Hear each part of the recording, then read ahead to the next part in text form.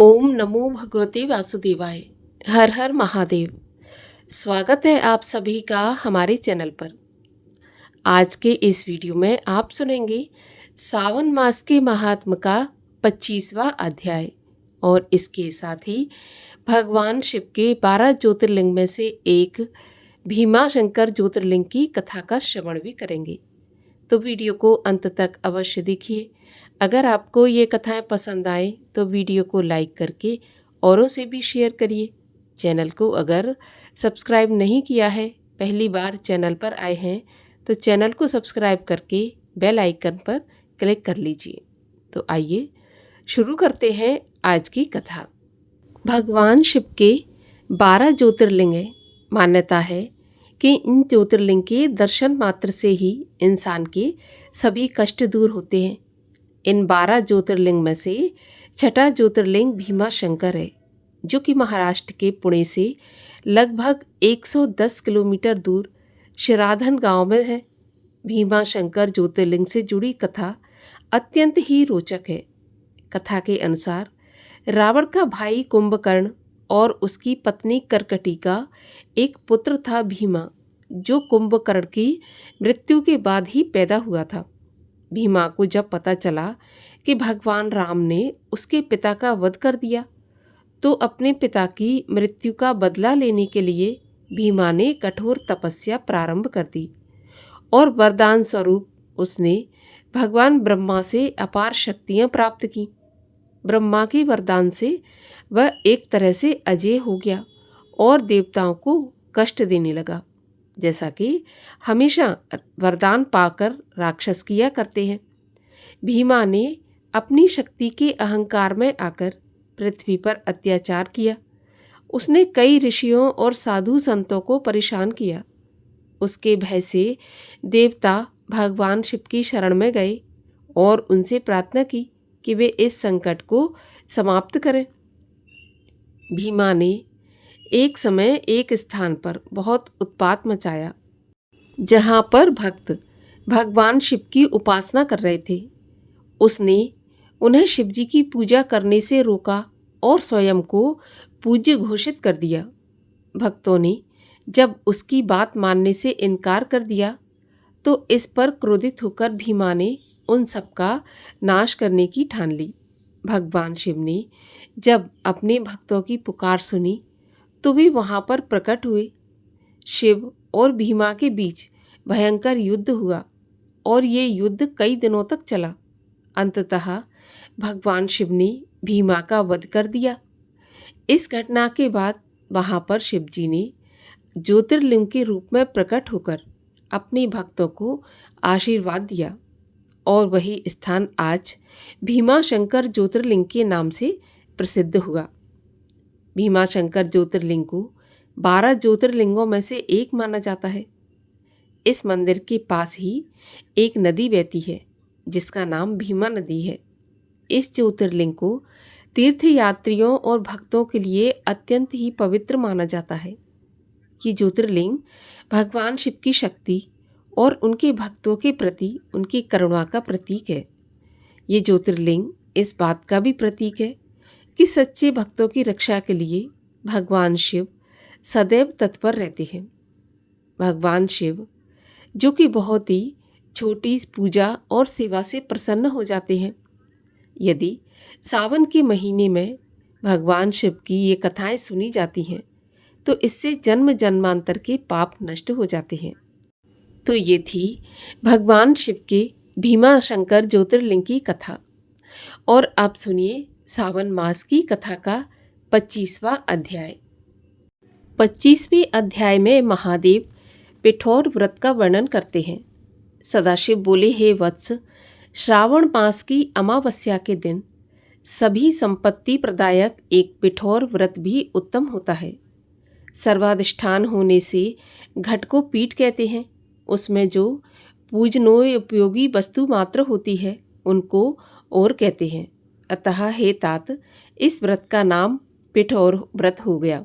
मैं आपको अब इस व्रत की विधि बताऊंगा, सो आप ध्यान पूर्वक सुनिए।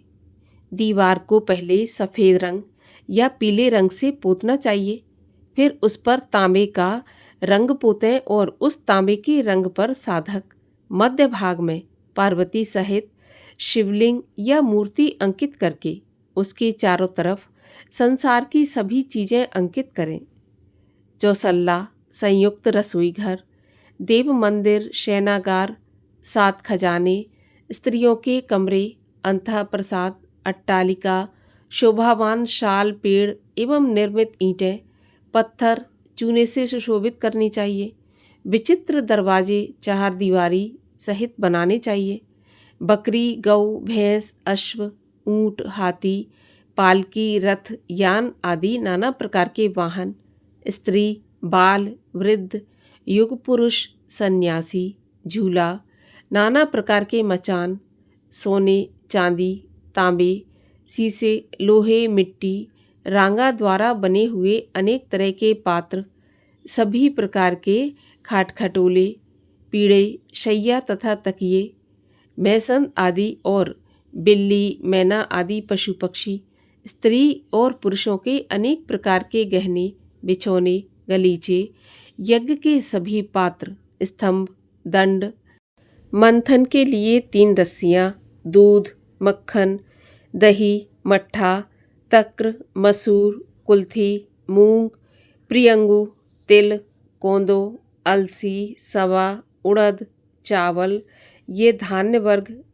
सिलबट्टा, चूल्हा, झाड़ू, स्त्री पुरुषों के सभी कपड़े, बांस के द्वारा निर्मित सूप, ऊखल, मूसल, चक्की, पंखा, चवर, छत्र, जूता, 2 खड़ाऊ, दासी, दास, भृत्य, पोष्य, पशु, भक्ष, तृण आदि, धनुष, बाण, तोप, खड्ग, भाला, शक्ति, ढाल, पाश, अंकुश, गदा, त्रिशूल, भिंदीपाल, तोमर, मुदगर, परसा, पट्टिश, भुशुंडी, परिध, चक्र, यंत्र आदि, फव्वारा, दवात, कलम, पुस्तक, छुरी, सरौता, नाना प्रकार के पल्लव जिसमें तुलसी, दीपक, दीप रखने की दीवट, अनेक तरह के साग, भक्ष्य पकवान और जो चीज़ें मैंने यहाँ पर नहीं कही हैं उन्हें भी दीवार पर अंकित करना चाहिए।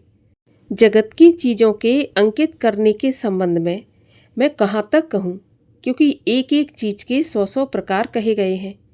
दीवार पर सभी चीज़ों को अंकित करके षोडश उपचारों से उनकी पूजा करनी चाहिए।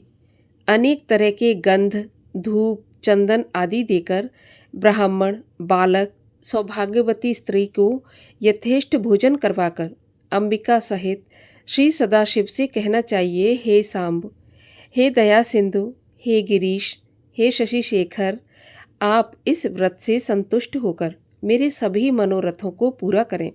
इस प्रकार 5 वर्ष तक व्रत करके उद्यापन करना चाहिए। शिव मंत्र के द्वारा घी तथा बिल्व पत्र का हवन करें। पहले दिन अधिवासन करके ग्रह हवन करना चाहिए। 1008 या 108 आहुति देनी चाहिए।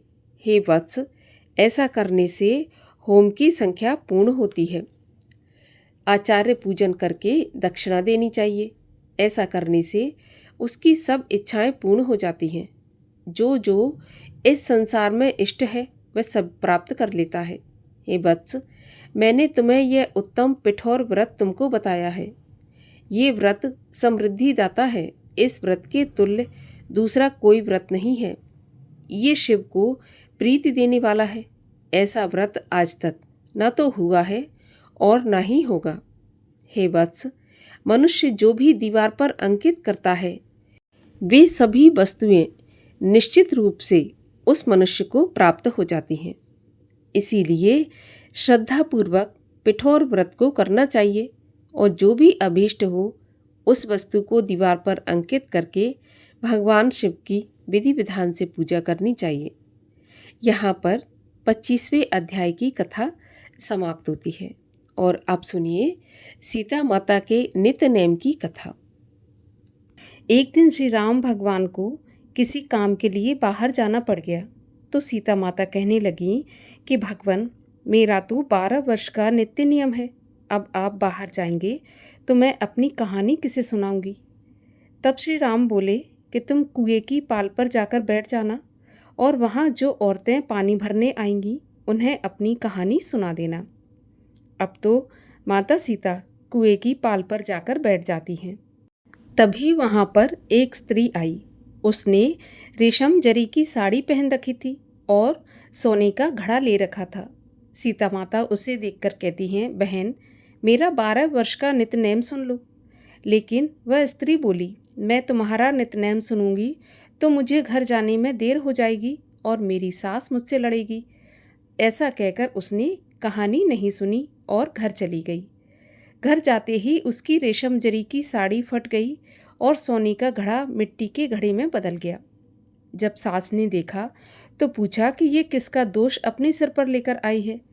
तो बहू कहने लगी कि माँ जी, कुएं पर एक औरत बैठी थी। उसने कहानी सुनने के लिए कहा, लेकिन मैंने कहानी नहीं सुनी, उसी का ये फल मिला है। बहू की बात सुनकर अगले दिन सास वही साड़ी और घड़ा लेकर कुएं की पाल पर गई।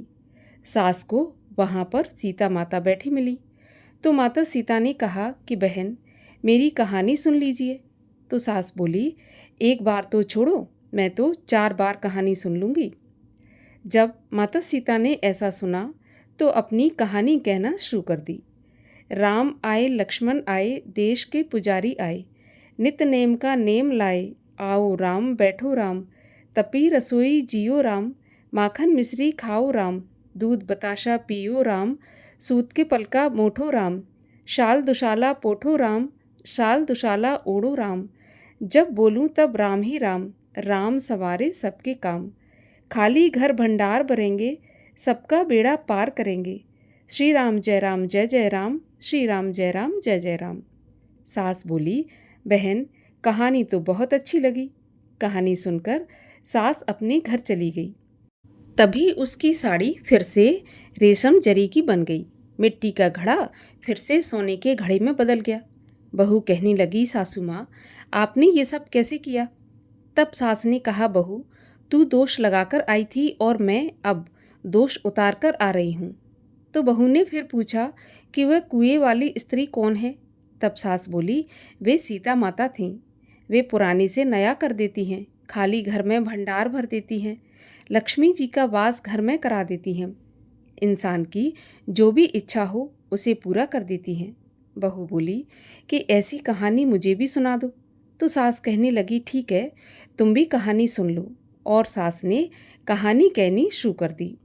राम आए लक्ष्मण आए, देश के पुजारी आए, नित्य नेम का नेम लाए, आओ राम बैठो राम, तपी रसोई जियो राम, माखन मिश्री खाओ राम, दूध बताशा पियो राम, सूत के पलका मोठो राम, शाल दुशाला पोठो राम, शाल दुशाला ओढ़ो राम, जब बोलूं जब राम ही राम, राम सवारे सबके काम, खाली घर भंडार भरेंगे, सबका बेड़ा पार करेंगे, श्री राम जय जय राम।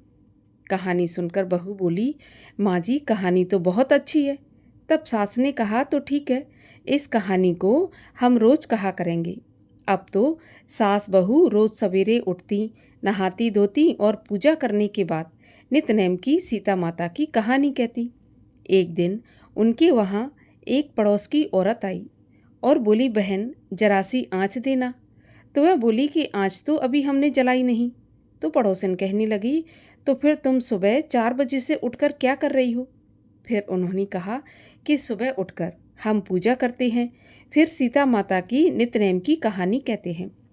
तब पड़ोसन बोली कि सीता माता की नित्यनेम की कहानी कौन सी है और इसके कहने से तुम्हें क्या फल मिला? तो वे बोली, इनकी कहानी कहने से घर में भंडार भर जाते हैं, सारे काम सिद्ध होते हैं, मन की इच्छा भी पूरी होती है। पड़ोसन बोली कि बहन, ऐसी कहानी मुझे भी सुना दो। फिर वह बोली कि ठीक है, तुम भी ये कहानी सुन लो। और ऐसा कहकर उसने कहानी कहनी शुरू कर दी। राम आए लक्ष्मण आए, देश के पुजारी आए, नित नेम का नेम लाए, आओ राम बैठो राम। इस प्रकार से सारी कहानी पड़ोसन को सुना दी। सारी कहानी सुनने के बाद पड़ोसन कहने लगी, बहन, कहानी तो मुझे बहुत अच्छी लगी। अब तो वह पड़ोसन भी नित्यनेम सीता माता की कहानी कहने लगी। कहानी कहने से सीता माता ने पड़ोसन के भी भंडार भर दिए। अब तो पूरे मोहल्ले में नित्य-नेम की कथा चल पड़ी। हर किसी की मनोकामना पूरी होने लगी। हे माता सीता, जैसे आपने उनके भंडार भरे, वैसे ही आप हमारे भी भंडार भरना। जो ये कहानी सुने, कहे और हुंकारा भरे, उनके भी घर के भंडार सदा भरे रखना। बोलिए सीता माता की जय।